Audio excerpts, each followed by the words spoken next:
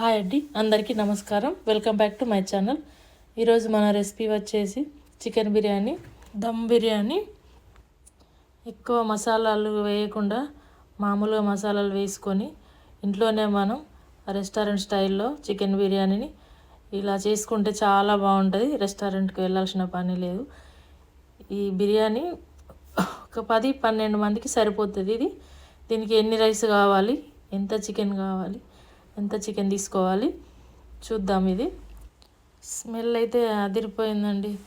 తీస్తుంటేనే వాసన వచ్చేస్తుంది, ఇట్లా గుమగుమలాడుతుంది బిర్యానీ. ఇప్పటికీ చాలా లేట్ అయిందండి. చుట్టాలు వచ్చిండ్రు పిల్లలకి. వాళ్ళకి పెట్టేసిన తర్వాత చూపిద్దామని నేను వాళ్ళకి ముందు పెట్టేస్తున్నా తినడానికి.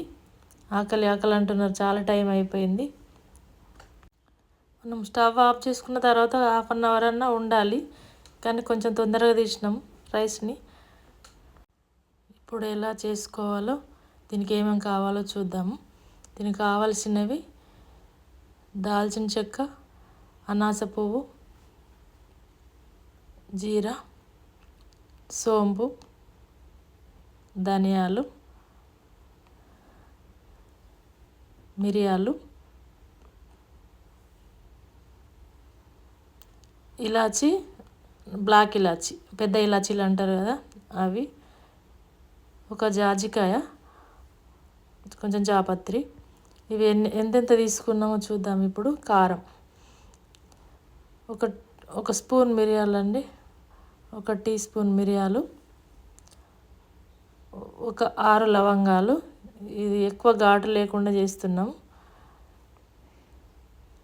ఇవి ఒక 7-8 ఇలాచీలు. పెద్ద ఇలాచి, మన బ్లాక్ ఇలాచి 3 తీసుకున్నా. కొంచెం జాపత్రి, ఒక మొగ్గ జాపత్రి. ఇదండి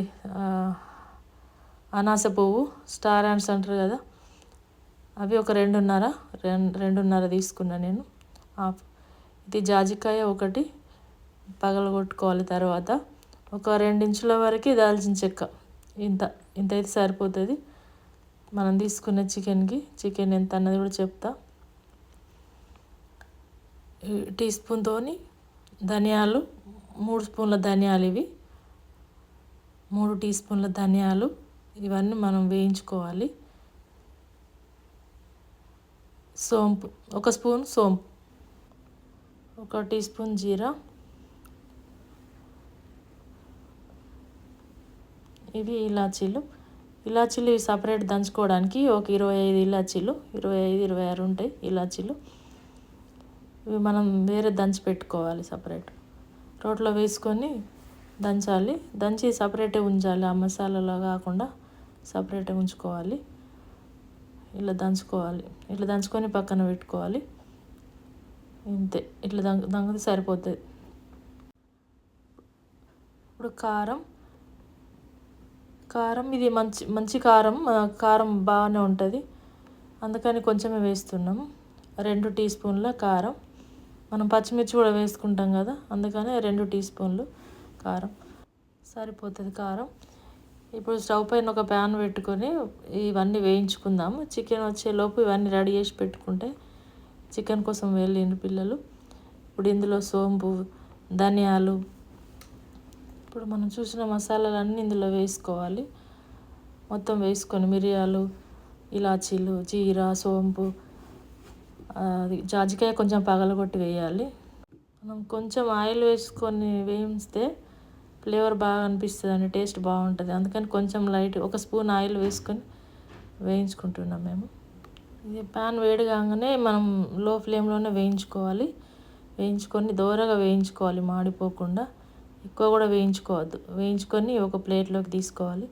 ప్లేట్లోకి తీసుకొని కొంచెం చల్లగైన తర్వాత మిక్సీ పట్టుకోవాలి. వేడిది పడితే ముద్దలాగా అయిపోతుంది.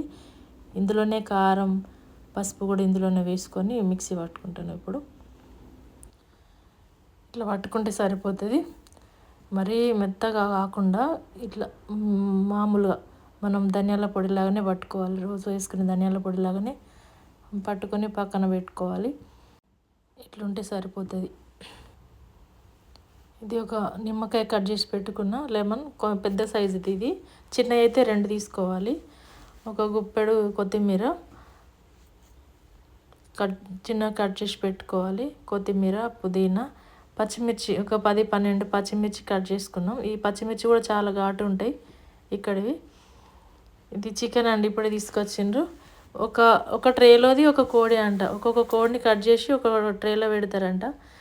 ఇది మొత్తం తీసుకొని మనం బిర్యానీకి వాడే పీసులు తీసుకొని కొంచెం పక్కన పెట్టుకుందాం. గిన్నె సరిపోదు ఇంత మొత్తం చికెన్ వేసుకుంటే, 2 ట్రేల వరకు వాడుకోవాలి. నీట్గా కడుక్కోవాలి. ముందుగా చికెన్ని నీట్గా కడిగి నీళ్ళు లేకుండా అయిన తర్వాత మళ్ళీ ఒకసారి పసుపు వేసుకొని మళ్ళీ కూడా కడగాలి. చికెన్ని పసుపు వేసి మొత్తం ఇట్లా క్లీన్ చేసుకోవాలి. మళ్ళీ జాలి బుట్టలో వేసుకొని క్లీన్ చేయాలి. వేసుకున్న తర్వాత మనం మొత్తం క్లీన్ అయిపోయిన తర్వాత మనం చికెన్ శుభ్రంగా కడుక్కున్న తర్వాత నీళ్ళు లేకుండా అడిచిపోయిన తర్వాత మనం బిర్యానీ వేసుకున్న గిన్నెలోనే వేసుకొని ఇందులో ఒక 3 టీ స్పూన్ల అల్లం, నిండుగా 3 టీ స్పూన్ల అల్లం వేసుకొని కలుపుకోవాలి. ఇట్లా కలుపుకున్న తర్వాత మనం మిక్సీ పట్టి పెట్టుకున్నాం కదా మసాలాలు, ఇప్పుడు ఈ మసాలా వేసుకోవాలి. ఆ పట్టి పెట్టుకున్న మసాలాలోది నేను ఒక స్పూన్ వేసుకున్నా. స్పూన్ తర్వాత 1/2 స్పూన్ అంటే చిన్న గంటెతోని 1.5 స్పూన్ వేసుకున్నా. నేను సగం వరకు మసాలా వేసుకున్నా. పట్టుకున్న మసాలాలోది సగం ఉంది. ఇది కలుపుకున్న తర్వాత అంతా కలిసిలా కలుపుకున్న తర్వాత మనం పచ్చిమిర్చి కట్ చేసి పెట్టుకున్నాం కదా, ఈ కట్ చేసి పెట్టుకున్న పచ్చిమిర్చిలోవి 4 రైస్లోకి తీసుకొని మిగతా ఇందులోనే వేసుకోవాలి. చికెన్లో కట్ చేసుకున్న పచ్చిమిర్చి ఇవి కొంచెం ఘాటుగానే ఉంటాయి, అందుకని కారం కొంచెం తక్కువనే వేసుకున్నాం. 2 టీ స్పూన్ల కారమే వేసుకున్నాం. పచ్చిమిర్చి ఘాటుగా ఉంటుంది. మనకు కొంచెం ఘాటు కావాలనుకుంటే పచ్చిమిర్చిని మిక్సీలో వేసుకొని కూడా పేస్ట్ లాగా చేసుకొని వేసుకోవచ్చు. మేము కట్ చేసి వేసుకున్నాం. ఇప్పుడు ఒక గుప్పెడు కొత్తిమీర, ఒక గుప్పెడు పుదీనాకు వేసుకున్నాం. వేసి కలపాలి. ఇప్పుడు ఫ్రైడ్ ఆనియన్స్, ఇవి 2 గుప్పెలు ఫ్రైడ్ ఆనియన్స్ పడతాయి ఇందులోకి. వేసుకున్న తర్వాత మనం ఒక 1/2 నిమ్మకాయ పిండుకోవాలి. 1/2 నిమ్మకాయ అంటే ఇది పెద్ద సైజు, చిన్నగా ఉన్నాయనుకోండి ఒక కాయ ఫుల్ పడుతుంది. ఇలా రసం ఎక్కువ వచ్చింది కదా, అందుకని నేను 1/2 వేసుకున్నా. కాయ పెద్దగా ఉంది సైజు. పిండుకున్న తర్వాత సాల్ట్ వేసుకోవాలి. ఇప్పుడు 2 స్పూన్లు సాల్ట్ వేసుకోవాలి. టేస్ట్కి సరిపడేంత సాల్ట్ వేసుకొని మనం 2 స్పూన్లు కారం, అదే స్పూన్ తోటి 2 స్పూన్ల కారం, 2 స్పూన్లు మనం మసాలాలలో 2 స్పూన్లు వేసుకున్నాం కదా, 4 స్పూన్ల కారం పట్టినట్టు ఇప్పటికి. వేసుకున్న తర్వాత ఇలా పెరుగు తీసుకోవాలి. ఇప్పుడు పెరుగు వేసుకుందాం. స్పూన్ పెద్ద టేబుల్ స్పూన్ కంటే పెద్దది, మన గంటె చారు గంటెలా ఉంటుంది కదా, గంటతోని 4 గంటల పెరుగు వేసుకోవాలి. మనం ఇది గ్రేవీ పెరుగుతోటే, మనకు కొంచెం ఎక్కువ గ్రేవీ కావాలనుకుంటే కొంచెం ఎక్కువ పెరుగు కూడా వేసుకోవచ్చు. డ్రైగా ఉండాలనుకుంటే కొంచెం తక్కువ వేసుకోవచ్చు. పెరుగు వేసుకొని కలుపుకోవాలి. గట్టి పెరుగు వేసుకొని కలుపుకోవాలి. పెరుగు లూజ్ ఉంటే ఎక్కువ గ్రేవీ తడిగా అయిపోతుంది కింద. ఇప్పుడు మనం ఇలాచీలు దంచి పెట్టుకున్నాం కదా, 25 ఇలాచీలు తీసుకున్నాం కదా, అందులో నుంచి సగం వేసుకున్నా. ఇప్పుడు నెయ్యి వేసుకోవాలి. కొంచెం కరిగించి వేద్దాం. నెయ్యి కొంచెం కరిగించి వేసుకోవాలి. అంతా మంచి కలిసిపోతుంది. ముద్దలాగా ఉంటే అది ఎక్కడో ఒకటే దగ్గర ఉంటుంది కదా, అందుకని కొంచెం కరిగించి వేస్తున్నా నెయ్యి. ఒక 5-6 స్పూన్ల నెయ్యి వేసుకోవాలి. ఇది 2 టేబుల్ స్పూన్లు 3 టేబుల్ స్పూన్ల వరకు నెయ్యి పడుతుంది, అది వేసుకోవాలి. నేను చిన్న స్పూన్తో వేసిన. వేసుకున్న తర్వాత మనం అది కొంచెం సాల్ట్ తక్కువ అనిపించిందంట, సాల్ట్ టేస్ట్ చేసిండ్రు. 1 స్పూన్ సాల్ట్ వేసుకున్నాం. మళ్ళీ ఇదివరకు 2 స్పూన్లు వేసుకున్నాం, ఇప్పుడు 1 స్పూన్ వేసుకున్నాం. 4 స్పూన్ల కారం అయింది, 3 స్పూన్ల సాల్ట్ వేసుకున్నాం. ఇదంతా బాగా కలుపుకున్న తర్వాత ఇట్లా చికెన్ మ్యారినేట్ చేసి ఒక 2 గంటల పాటు పక్కన పెట్టేసుకోవాలి. పక్కన పెట్టేసి మనం రైస్ కడుక్కుందాము. ఇప్పుడు రైస్ ఈ కప్ తోటి 6 కప్పుల రైస్ వేసుకుంటున్నాం మేము. అంటే కేజీ వరకు అయితే ఈ రైస్, కేజీన్నర చికెన్కి కేజీ రైస్ లాగా వేసుకున్నట్టు మన కొలత. ఇవి కడిగి పెట్టుకోవాలి. కడిగి నానబెట్టాలి. రైస్ కూడా నానాలి. ఇట్లా మనం చుంచితే చునగాలి. 1 గంట పాటు, గంట పైన. ఇప్పుడు 2 గంటలు చికెన్ నానుతుంది కదా, ఇది మనం కొంచెం ముందు వాటర్లో వేసుకుంటాం. బియ్యం కూడా నానిపోతాయి ఈలోపు. ఇవి కడిగి పక్కన పెట్టేసుకుందాం. కడిగి శుభ్రంగా 2 సార్లు కడుక్కొని వాటర్ పోసుకొని నానబెట్టుకోవాలి. తర్వాత రైస్లోకి మసాలాలు ఒక 2 బిర్యానీ ఆకులు, ఒక 2 స్టార్ అండ్స్ అయితే అవి చునిగిపోయింది, అదే అనాస పువ్వులు 2, ఒక స్పూన్ సాజీరా, టీ స్పూన్ సాజీరా, ఒక 7-8 ఇలాచీలు, ఒక 10-12 లవంగాలు, ఒక 4 ఇంచుల దాల్చిన చెక్క, 2 బిర్యానీ ఆకులు. ఇవి వాటర్లో వేసుకోవాలి. నేను ఒక 3 లీటర్ల వరకు వాటర్ తీసుకున్నా. ఒక బౌల్లో 3 లీటర్ల వాటర్ పెట్టుకొని అందులో ఈ మసాలాలు వేసుకొని మనం కట్ చేసి పెట్టుకున్న పచ్చిమిర్చిని కూడా ఇందులోనే వేసుకోవాలి. మనం 4 పక్కన పెట్టేసుకున్నాం కదా, అవి కూడా ఇందులోనే వేసుకోవాలి. వేసుకొని సాల్ట్ వేసుకోవాలి. ఇందులో సాల్ట్ అయితే ఉప్పుగానే ఉండాలని, నోట్లో పెట్టుకుంటే వాటర్ ఉప్పు ఎక్కువ అయిపోయింది అన్నట్టే ఉండాలి. అది మనం రైస్ అందులో వేసి తీయడమే కదా, గంజిలాగా అలా ఉండిపోతుంది కదా. ఈ సాల్ట్ గంజిలోనే ఉంటుంది, ఎక్కువ రైస్ కొంచెం పడుతుంది, అందుకని ఎక్కువ వేసుకోవాలి. మనం కొంచెమే వేసుకున్నాం అనుకోండి, రైస్ చప్పగా అయిపోతుంది. ఇప్పుడు ఇంకొక 1/2 నిమ్మకాయ ఉండే కదా, అది ఇందులో పిండుకోవాలి. ఈ వాటర్లో పిండుకొని హైలో పెట్టుకుంటే నీళ్ళు వేడైతాయి. నీళ్ళు వేడైన తర్వాత మనం ఇందులో రైస్ని వేసుకోవచ్చు. ఇప్పుడు ఒక టేబుల్ స్పూన్ వరకు ఆయిల్ వేసుకున్నా, ఒక స్పూన్ అల్లం వెల్లుల్లి పేస్ట్, తర్వాత మనం ఇందాక దంచి పెట్టుకున్నాం కదా ఇలాచీ పౌడర్, ఆ ఇలాచీ పౌడర్ని ఇప్పుడు ఈ చికెన్ పైన వేసుకోవాలి. ఇది అంటే బియ్యం వేసుకునే ముందే వేసుకోవాలి, లాస్ట్లో వేసుకోవాలి. వేసుకున్న తర్వాత గరం మసాలా, అదే బిర్యానీ మసాలా, అది కూడా ఒక 2 స్పూన్ల వరకు వేసుకోవాలి. పైన చల్లుకోవాలి, అంతటా కలిసేలాగా, అంతటా పడేలాగా చూసుకోవాలి. తర్వాత ఫ్రైడ్ ఆనియన్స్ వేసుకోవాలి. ఇవి కూడా అంతటా వచ్చేటట్టు వేసుకోవాలి, అక్కడ ఒకటే కాడ కాకుండా అంతటా వచ్చేటట్టు స్ప్రెడ్ చేసుకోవాలి. ఆనియన్స్ కూడా ఇట్లా వేసుకోవాలి. ఆనియన్స్ అంతటా వచ్చేలా వేసుకున్న తర్వాత మనం దీనిపైన రోజ్ వాటర్ చల్లుకుందాము. రోజ్ వాటర్ ఒక 2 స్పూన్ల వరకు రోజ్ వాటర్ తీసుకోవాలి. రోజ్ వాటర్ తీసుకొని పైన చల్లుకోవాలి, స్ప్రింకిల్ చేసుకోవాలి. ఈ రోజ్ వాటర్ వేయడం వల్ల మనకు మంచి స్మెల్ వస్తుందండి. తర్వాత ఇప్పుడు ఒక 2 స్పూన్లు కేవరా వాటర్ వేసుకుందాం. దీంతో కూడా చాలా స్మెల్, అరోమా కోసం అండి. మనం మూత తీయంగానే భలే స్మెల్ వస్తుంది, బిర్యానీ మంచి వాసన వస్తుంది. ఫ్లేవర్ కోసం ఈ వాటర్ వేసుకోవాలి. ఉంటే వేసుకోవచ్చు, లేకపోయినా బాగానే ఉంటుంది. రోజ్ వాటర్ అయినా కేవరా వాటర్ అయినా ఏదైనా ఉంటే వేసుకోవచ్చు, లేకపోతే లేదు, బాగానే ఉంటుంది. ఇది వేయకపోయినా బాగానే ఉంటుంది, కాకపోతే స్మెల్ కోసం. ఇప్పుడు మనం నానబెట్టుకున్న గంటకు పైన నానిన బాస్మతి రైస్ని దీనిలో వేసుకుందాం. నీళ్ళు వేడైనాయి కదా, ఇందులో వేసుకొని హైలోనే ఉంచుకోవాలి.